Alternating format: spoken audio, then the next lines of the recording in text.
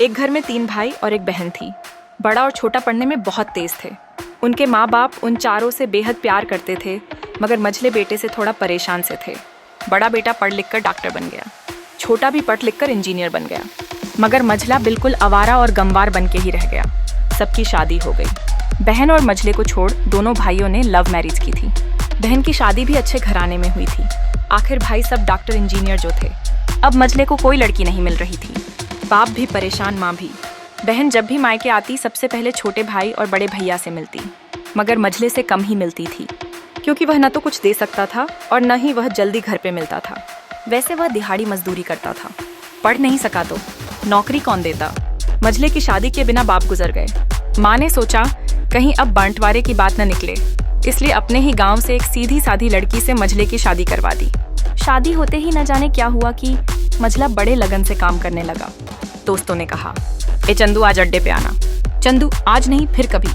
दोस्त, अरे तू शादी के बाद तो जैसे बीवी का गुलाम ही हो गया।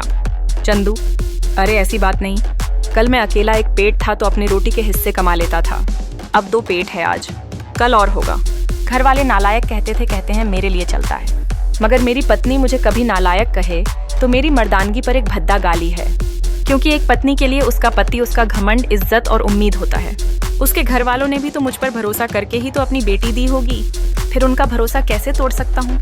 कॉलेज में नौकरी की डिग्री मिलती है और ऐसे संस्कार माँ बाप से मिलते हैं। इधर घर पे बड़ा और छोटा भाई और उनकी पत्नियां मिलकर आपस में फैसला करते हैं कि जायदाद का बंटवारा हो जाए, क्योंकि हम दोनों लाखों कमाते हैं मगर मझला ना के बराबर कमाता है।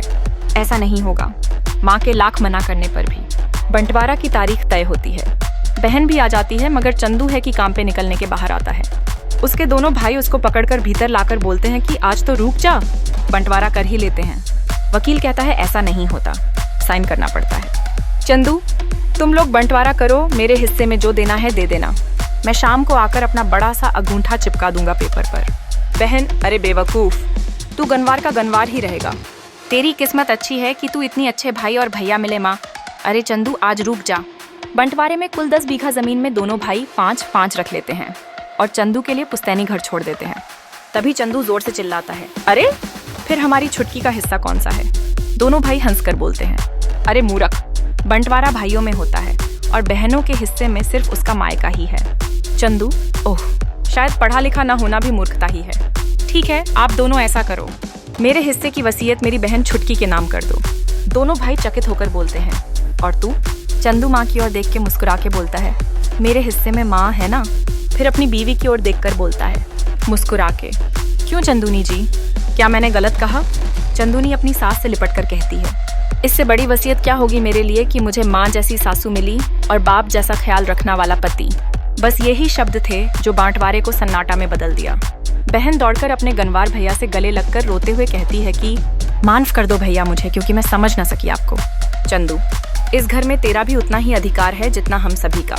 बहुओं को जलाने की हिम्मत किसी में नहीं, मगर फिर भी जलाई जाती है, क्योंकि शादी के बाद हर भाई हर बाप उसे पराया समझने लगते हैं।